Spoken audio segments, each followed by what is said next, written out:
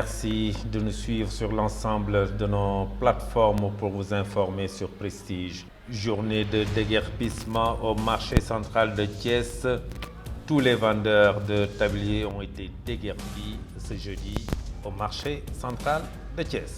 Le ministre de l'économie sociale et solidaire Alioune Dione a révélé qu'il y a beaucoup de choses à corriger dans la structuration organisationnelle du service public au Sénégal. La page de l'actualité nationale avant celle de l'actualité internationale et la page des sports viendra boucler ce journal dans un court instant. Le développement.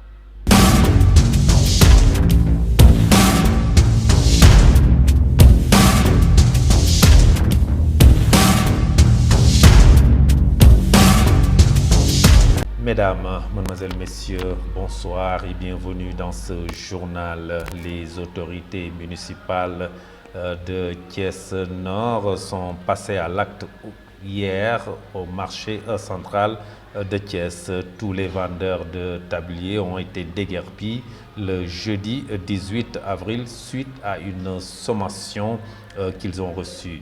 Le sous-préfet de l'arrondissement de Thiès Nord, Alioune Abdoul Aziz Sy, a dirigé les opérations. Il est revenu sur les moyens matériels et financiers déployés pour cette opération. Ces propos sont recueillis par Mame Biram Cissé Gaye et Ousmane Diallo.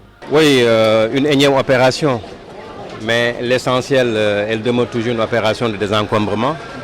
Parce que comme j'ai l'habitude de dire, la chaussée, elle est faite pour les véhicules. Hein. Alors les trottoirs pour les piétons. Donc il est inconcevable que des gens occupent de manière anarchique la chaussée et à la limite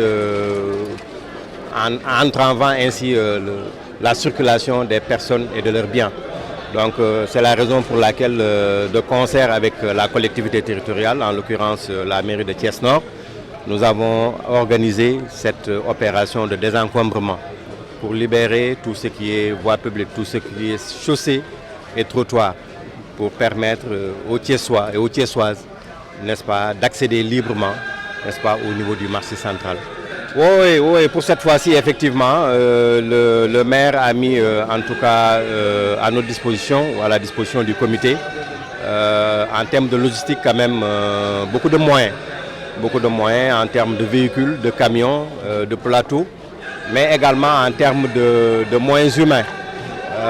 Ils ont eu à recruter une soixantaine de jeunes, n'est-ce pas? C'est déjà quelque chose. Nous avons de notre côté également mobilisé une cinquantaine de jeunes, n'est-ce pas, du cadre de vie de Xëyu Ndaw ñi. Évidemment, il y a la sécurité également qui est là, donc voilà. Voilà, en termes de moyens. Oui, cette fois-ci, il y aura, comme je l'ai dit, il y a une innovation. Déjà, la mairie a recruté une soixantaine de jeunes, ne serait-ce que pour effectuer le suivi après l'opération. Il y a également les 50 jeunes de Xëyu Ndaw ñi. Donc ensemble, nous allons développer une stratégie, n'est-ce pas, de suivi avec un bon maillage au niveau, n'est-ce pas, du marché central. Nous restons toujours sur cette journée de désencombrement au marché central où l'adjoint au maire de la commune de Thiès Nord, Mamadou Diakhaté, est revenu sur le suivi et le recasement de ces vendeurs, ceci par le biais de la construction de centres commerciaux. Le voici toujours au micro de Mame Biram Cissé Gaye et Ousmane Diallo. Voilà, merci madame. Donc on ne s'est pas levé un seul jour pour dire que nous allons passer à une opération de désencombrement au niveau du marché central. Donc c'est après plusieurs rencontres, notamment avec les acteurs du marché, avec les responsables du marché, qu'on avait pris donc la décision de venir ici dans le marché central pour pouvoir désencombrer. Alors, c'est une longue préparation. Parce que depuis qu'on a pris donc les rênes de la municipalité de Thiès Nord, monsieur le maire donc avait comme ambition, comme mission, donc de désencombrer le marché central, de rendre donc le marché central donc un marché attrayant. C'est ainsi donc dans ses œuvres qu'il a initié donc beaucoup de rencontres avec les différents acteurs. Donc il y a des réunions donc, qui se sont tenues. Il y a même un séminaire qu'on a tenu donc, durant toute une journée pour pouvoir déceler ensemble donc, les problèmes, les solutions et les acteurs qui doivent apporter donc, ces solutions-là. Donc ce tableau donc, a été établi. Chacun connaît bel et bien donc, ce qu'il doit faire après. Donc nous, en tant qu'institution, tout ce qui est moyen, tout ce qui est possibilité, donc on l'a mis de l'avant.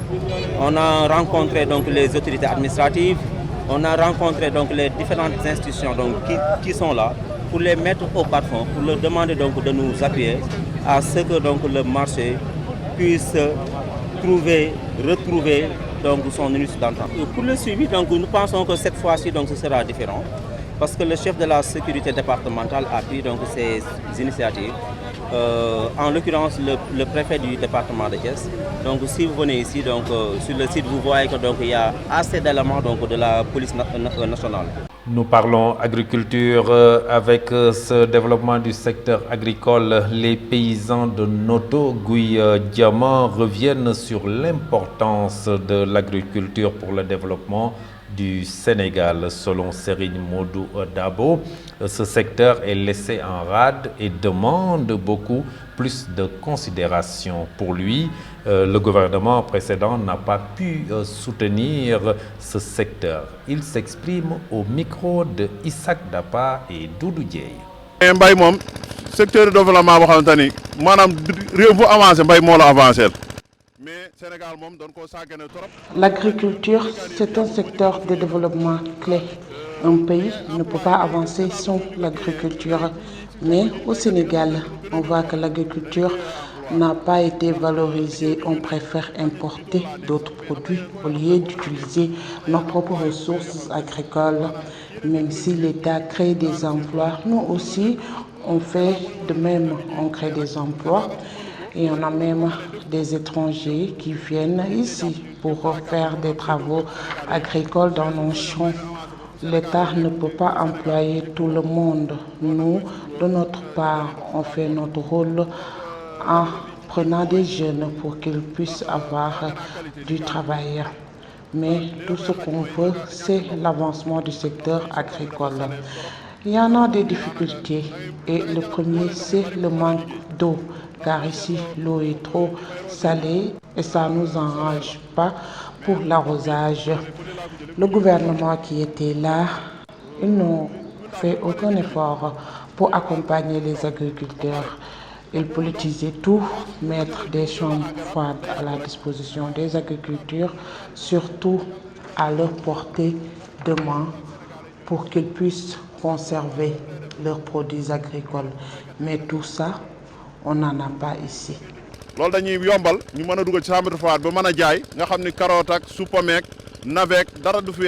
Et puis, je vous le disais tout de suite dans le sommaire, le nouveau ministre de l'économie sociale et solidaire, Alioune Dione, a révélé ce jeudi qu'il y a beaucoup de choses à corriger dans la structuration organisationnelle du service public au Sénégal.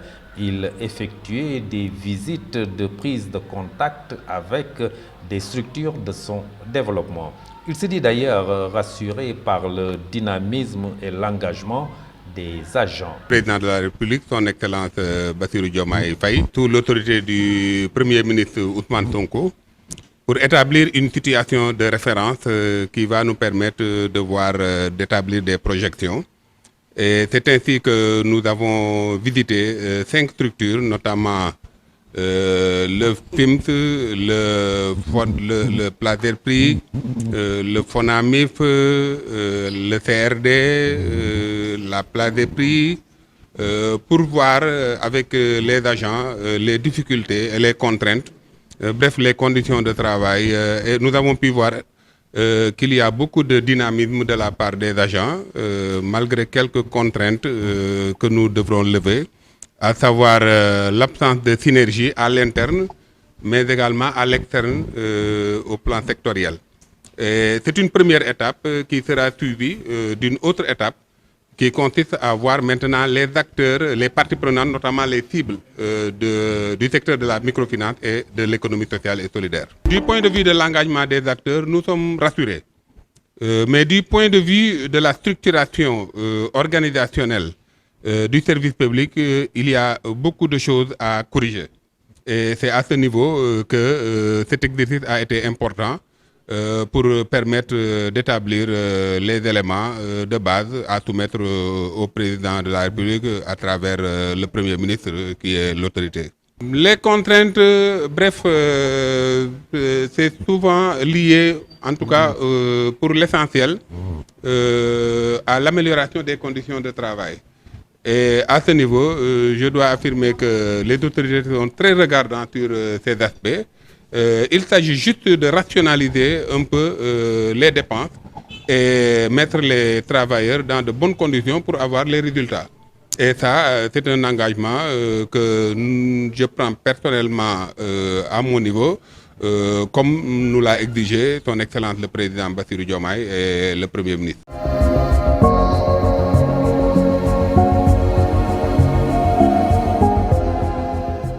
Et dans la page de l'actualité nationale, visite en Mauritanie, le président Diomaye Faye et Ghazouani ont discuté des relations de coopération bilatérale entre Dakar et Nouakchott. L'actualité nationale dans le cadre de sa visite de travail et d'amitié à Nouakchott, le président de la République Bassirou Diomaye Faye et son homologue Mohamed Ould Cheikh Al Ghazouani ont convenu d'œuvrer à la consolidation des liens privilégiés qui unissent les deux pays. Le chef de l'État a procédé avec son homologue mauritanien à la revue d'une coopération multiforme touchant les domaines de l'énergie, de la pêche, des infrastructures, de l'eau, du commerce et de l'économie. Par l'autre chose, l'Arabie Saoudite a offert un lot de 10 000 carcasses de moutons d'une valeur de 1,428 milliard de francs provenant du Hajj 2023, soit le double du même soutien alimentaire 5 000 l'année dernière. Ce dans le cadre du projet Adahib pour soulager les difficultés alimentaires des familles démunies et renforcer les relations entre les deux États amis depuis plusieurs années. La cérémonie de présentation s'est faite hier au Moldis du port autonome de Dakar en présence de Memouna Dieye, ministre de la Famille et des Solidarités, devant le directeur.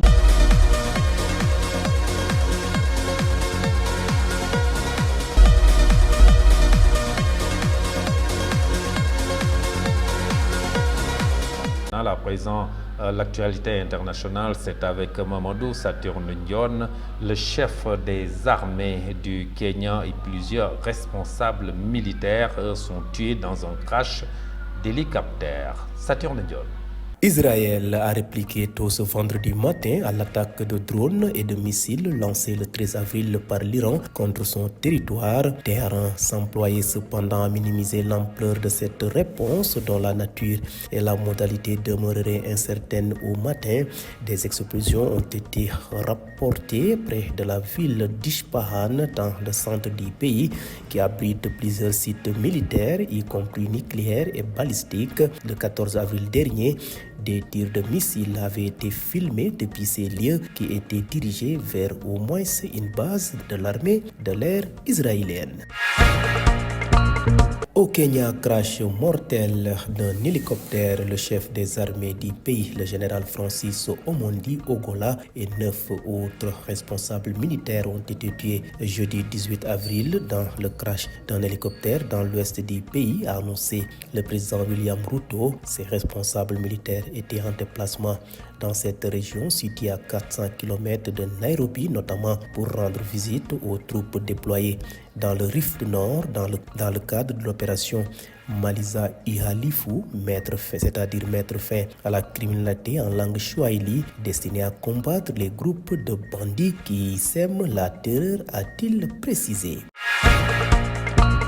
Bouclons rapide de survol de l'actualité internationale avec l'armée de l'air ukrainienne qui a déclaré ce vendredi 19 avril avoir abattu un bombardier stratégique russe, une première depuis le début de l'invasion lancée par Moscou.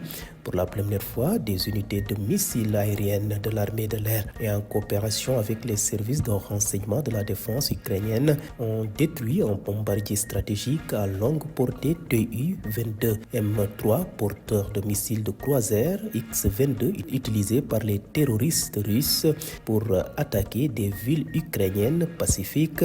C'est félicité le commandant de l'armée de l'air ukrainienne via Telegram.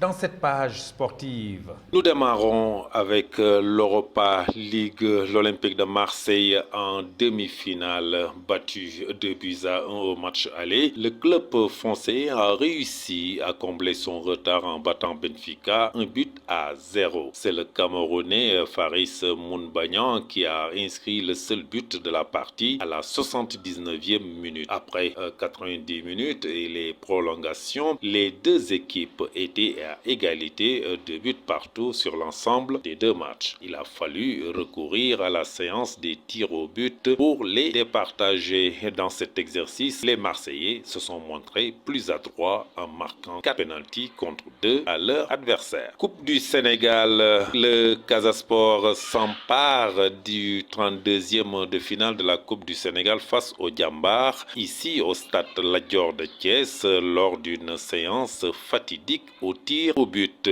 Après un match nul 0 but partout, à l'issue de la série des tirs au but, c'est le Casa Sport qui enlève le ticket à la suite de 4 pénaltys réussis contre 2. Le héros du jour a été le portier du club de la Casamance qui a arrêté 2 tirs propulsant son équipe en 16e de finale. Les hommes de Bruno Rojar, pourtant dominateurs pendant une grande partie du match, peuvent désormais nourrir des regrets alors qu'ils ratent l'occasion de sauver leur saison. En championnat où ils flirtent avec la relégation, cette défaite est un véritable coup dur. Coup de tonnerre aussi dans ces 32e de finale de la Coupe nationale. Keur Madior FC a éliminé le pensionnaire de l'élite, le Guédiawaye FC. Le club de Ligue 2 est venu battre les Crabes à Amadou Barry sur le score de 2-1. Et ceci met fin à ce journal. Merci de l'avoir suivi. Juste derrière la version Wolof avec Fatou Fall. Cette version française est à présent terminée. Merci de l'avoir suivi. Passez une excellente fin de soirée. Très bon week-end. Au revoir.